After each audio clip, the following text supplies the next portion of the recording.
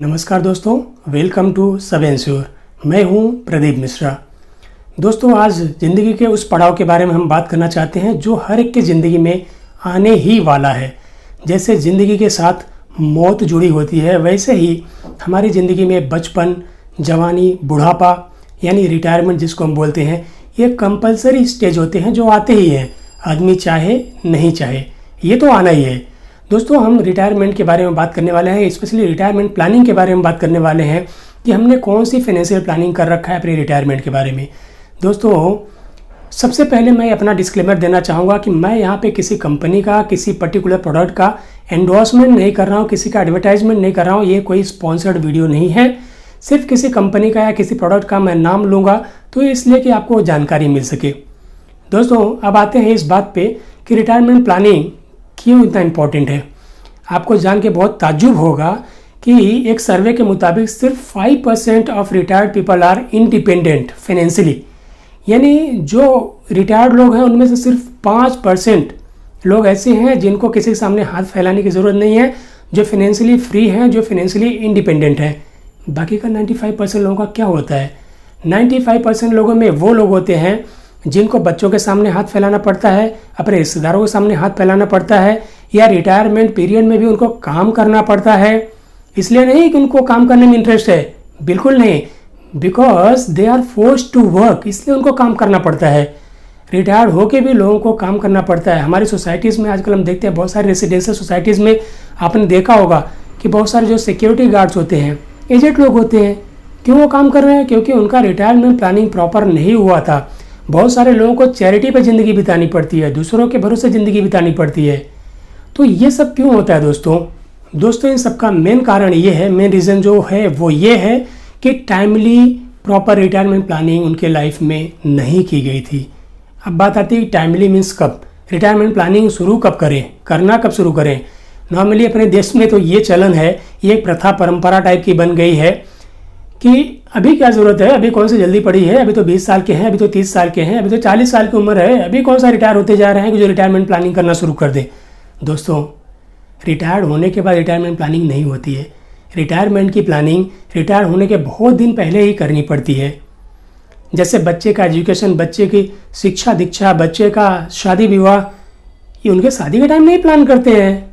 उनका एजुकेशन आ जाए तब नहीं प्लान करते, उसके लिए तो पहले से प्लानिंग करनी पड़ती है ना। जब बच्चा हमारा इस दुनिया में आने वाला होता है, उसके पहले से हम प्लान करते हैं कि हम अपने बच्चे के एजुकेशन के लिए क्या प्लानिंग कर रखे हैं, अपने बच्चों की शादी के लिए क्या प्लानिंग कर रखे हैं। वैसे ही रिटायर होने के बाद नहीं प्लान करते हैं। रिटायरमेंट की प्लानिंग 20 साल, 30 साल, 40 साल की उम्र में ही करनी चाहिए। दोस्तों, अब हम लोग रिटायरमेंट प्लानिंग इतने एडवांस में करने का फ़ायदा क्या क्या होता है मैं आपको बताता हूँ, और रिटायरमेंट प्लानिंग करना कैसे चाहिए। रिटायरमेंट प्लानिंग के लिए जो फाइनेंशियल प्लानिंग हम करते हैं उसमें क्या क्या प्रोडक्ट हमको चूज़ करना चाहिए, किस तरह से हमको प्लान करना चाहिए। दोस्तों, कुछ 5-6 पॉइंट मैं आपको जो बताने वाला हूँ इंपॉर्टेंट अबाउट रिटायरमेंट प्लानिंग, वो आप उसको देख सकते हैं कि हम कब स्टार्ट करें, रिटायरमेंट प्लानिंग स्टार्ट कब करें। जैसे ही आप फाइनेंशियली इंडिपेंडेंट होना शुरू होते हैं, जैसे आप अपने पैरों पे खड़ा होना, जिसको हम बोलते हैं पैरों पे खड़ा होना शुरू होते हैं फाइनेंशियली, आप तुरंत रिटायरमेंट प्लानिंग स्टार्ट कर दें। जितने जल्दी आप रिटायरमेंट प्लानिंग स्टार्ट करेंगे उतना ही रिटायरमेंट आपका ईजी होगा, अच्छा होगा, मजबूत होगा। कैसे करें और क्या क्या करें? दोस्तों, रिटायरमेंट प्लानिंग के लिए सबसे पहले उस प्रोडक्ट में इन्वेस्ट करें जो गारंटेड रिटर्न देता हो। दोस्तों, आपको जान के बहुत आश्चर्य नहीं होना चाहिए कि रिटायरमेंट का जो पेंशन प्लान हम करते हैं, स्पेशली हम पेंशन प्लान देखते हैं, रिटायरमेंट प्लानिंग करें तो पेंशन प्लान। दोस्तों, पेंशन प्लान हमेशा टैक्सेबल होता है। तो एक तो हम ऐसे प्रोडक्ट में इन्वेस्ट करें जो गारंटेड रिटर्न दे, दूसरा हम ऐसे प्रोडक्ट में इन्वेस्ट करें जो टैक्स फ्री रिटर्न दे। कोशिश ये हमारी होनी चाहिए कि टैक्स फ्री रिटर्न दे। अदरवाइज पेंशन प्लान्स तो होते ही हैं जिनमें हम रिटायरमेंट प्लानिंग के लिए कुछ पैसे इन्वेस्ट कर सकते हैं। हमेशा रिटायरमेंट जो प्लानिंग करना होता है वो लॉन्ग टर्म के लिए करना चाहिए। बहुत सारे अलग अलग टाइप के रिटायरमेंट प्लान अवेलेबल रहते हैं, पेंशन प्लान अवेलेबल रहते हैं। जैसे वन टाइम आप पेमेंट कर दे और तुरंत आपको इमीडिएट एन्युटी जिसको हम बोलते हैं, या deferred annuity, single premium plans होते हैं जिनमें हम पैसे डाल दें और हमको रिटायरमेंट के लिए पेंशन आना शुरू हो जाए। लेकिन अगर आप लॉन्ग टर्म के लिए प्लानिंग करेंगे तो आपके ऊपर फाइनेंशियल लोड नहीं आएगा। आप थोड़ा पैसा सेव करते जाएं और उसको आपके रिटायरमेंट के लिए यूज़ कर सकते हैं। यानी आपको पहले क्या प्लान करना चाहिए, जो गारंटेड प्रोडक्ट्स हो, जिनमें गारंटेड रिटर्न्स हो, वो करना चाहिए। दूसरा प्रीफरेबल ये होता है कि जो टैक्स फ्री रिटर्न दे उन पे, क्योंकि आपका थोड़ा सा अगर फंड आएगा उसमें से भी टैक्स लग जाएगा तो रिटायरमेंट के लिए बचेगा क्या। तो कोशिश ये करें कि लॉन्ग टर्म के लिए प्रोडक्ट लें, गारंटेड प्रोडक्ट लें, टैक्स फ्री रिटर्न देने वाला प्रोडक्ट लें, और सबसे इंपॉर्टेंट ऐसा प्रोडक्ट आप चूज करें, ऐसा इन्वेस्टमेंट पोर्टफोलियो आप बनाएं जिनमें कि आपका प्रिंसिपल सिक्योर्ड हो।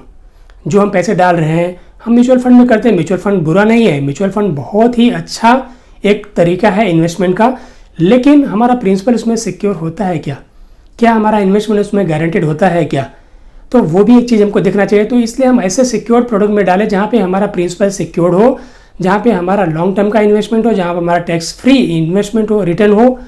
और दोस्तों इसके साथ में देखिए, हमने आपको पहले बताया था कि हम किसी प्रोडक्ट का एंडोर्समेंट नहीं कर रहे हैं, लेकिन ये 3-4 चीज़ें जो हैं हमको बेसिकली इसका ध्यान देना चाहिए। अगर फंड अवेलेबल है, अगर आपकी फाइनेंशियल कैपेबिलिटी बनती है, तो बिल्कुल आपको ऐसे पेंशन प्लान में भी इन्वेस्ट करना चाहिए जो वन टाइम पेमेंट करना हो, ताकि आपकी फ्यूचर लायबिलिटी भी ज़्यादा ना हो। आप वन टाइम पेमेंट कर दिए, सिंगल प्रीमियम टाइप का पेमेंट आपने कर दिया, एफडी जैसा आपने एफडी रखते हैं बैंक में वैसे आपने इन्वेस्ट कर दिया, और नेक्स्ट मंथ ऑनवर्ड या 10 साल 5 साल बाद जैसे आपको रिटायरमेंट प्लानिंग करनी है उस समय से ऑटोमेटिकली आपको पेंशन आना शुरू हो जाए।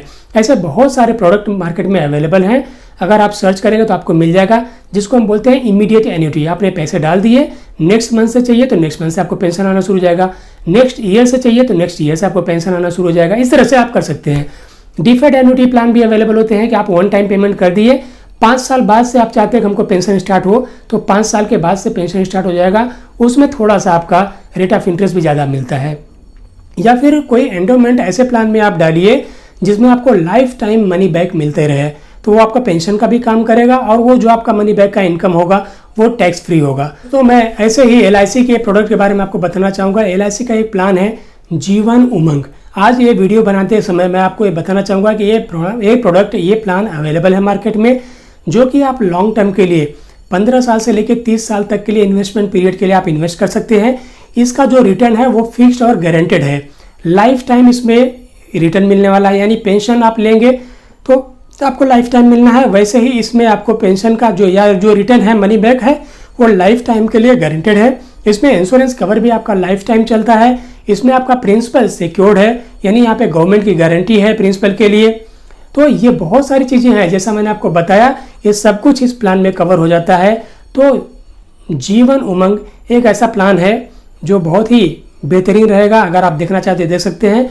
आप कुछ म्यूचुअल फंड में डाल कर रख सकते हैं, कुछ आप सिंगल प्रीमियम म्यूचुअल फंड में डाल सकते हैं, one time investment in mutual funds कर सकते हैं आप। कहीं और बहुत सारे ऑप्शंस होते हैं, लोग बोलते हैं मैं प्रॉपर्टी में डाल रखूँ, मैं गोल्ड में डाल रख दूँ, बहुत सारे ऑप्शंस हैं जो फाइनेंशियल ऑप्शंस मेरे पास अवेलेबल है, जो मैं आपको जानकारी दे पा रहा हूँ। अगर आपको इंश्योरेंस में म्यूचुअल फंड में करना है तो ये सारे फाइनेंशियल प्रोडक्ट भी आपके पास होने चाहिए।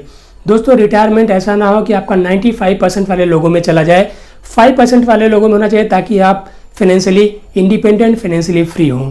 तो दोस्तों ये बहुत ही बड़ा इंपॉर्टेंस है रिटायरमेंट प्लानिंग का, और इसको बहुत ही जल्दी स्टार्ट कर देना चाहिए लाइफ में, ताकि पूरा जो रिटायरमेंट हो वो सफल हो, सुखद हो, समृद्ध हो। दोस्तों अगर आपने हमारे चैनल को सब्सक्राइब ना किया हो तो प्लीज़ हमारे चैनल को सब्सक्राइब करें, ताकि हमारे वीडियोज़ के नोटिफिकेशंस आपको मिलते रहें। अगर कुछ जानकारी आपको हमारी वीडियो से मिल पाती है तो प्लीज़ इसे लाइक और शेयर जरूर करें। कोई अगर इम्प्रूवमेंट आप चाहते हैं कि हम और कुछ इसमें सुधार कर सकें तो प्लीज़ कमेंट करके हमको बताइए। अब दोस्तों हम रिटायरमेंट की बात आज आपसे किए हैं, अगले 2-3 वीडियोज़ में हम आपको रिटायरमेंट के अलग अलग प्लान्स लाने वाले हैं, आपको बताने वाले हैं कि कैसे आपके बजट में आप रिटायरमेंट प्लानिंग अच्छे से कर सकते हैं। आज के लिए बस इतना ही, जल्द ही हम आपसे दूसरे वीडियो में मिलेंगे, तब तक के लिए थैंक यू सो मच।